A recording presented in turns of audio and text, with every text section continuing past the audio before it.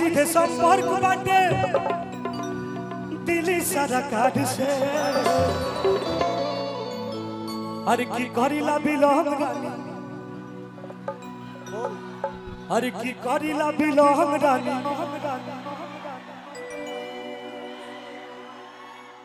लेकिन कहता का अरे किसी थे संपर्क बाटे दिल्ली सरकार से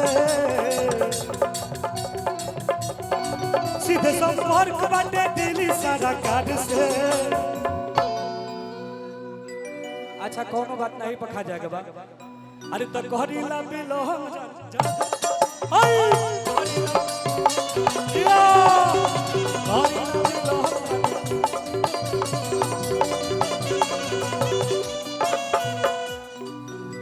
पगली रे पगली लड़का कहता का अरे की रे पगली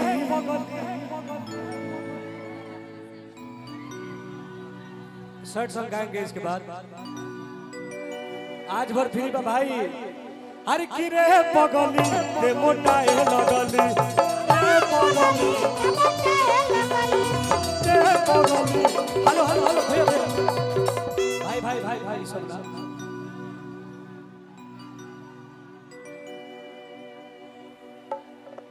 अरे की सरकार के नहीं रंगदार के अदालत हो करे के पड़ी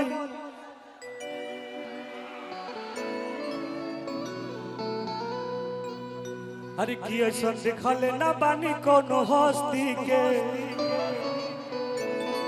तू तबाह कोई देले बड़ा बस्ती के तब लइकवा का कहत भाई अरे की हमारा खिलाफ जवन भोला ना बोली अपन देख ली जाके कैलेंडर रे देखिए हमारे कलाकारों के दिलों के धड़कन रेलवे ठेकेदार भोला यादव जी की तरफ से पुरस्कार बा और मंच पे उपस्थित जितने भी हमारे यहाँ बंगाल राजा भैया भैया की तरफ से हजारों हजार रुपए का पुरस्कार बा अच्छा अच्छा अच्छा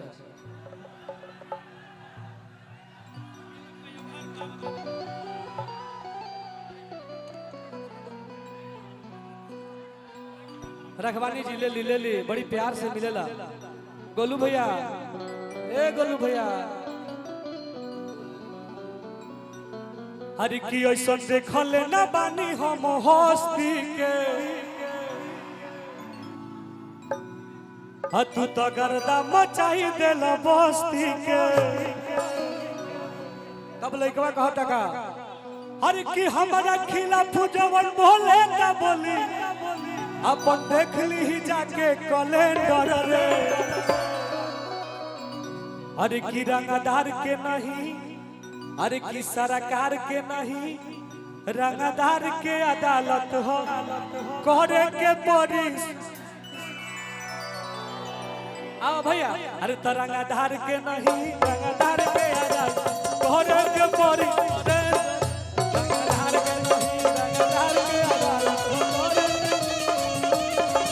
ऐसा देखल न बानी हम हस्ती के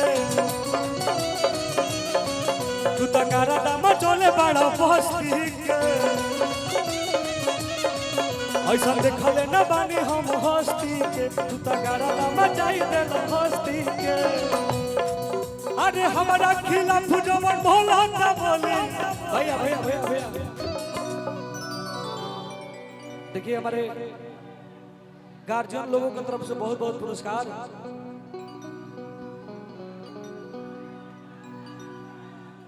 अरे कि हमारा खिलाफ जवन भोला ना बोले तू देख ली अपन कैलेंडर रे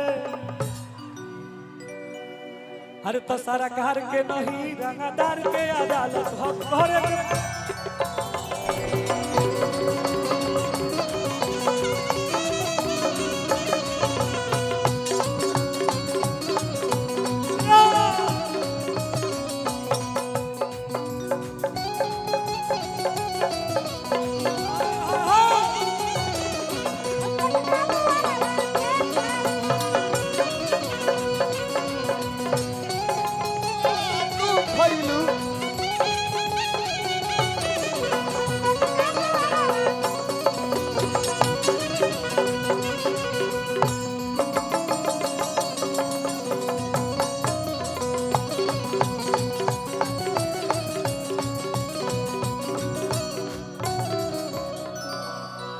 भैया हो डिमांड करो डिमांड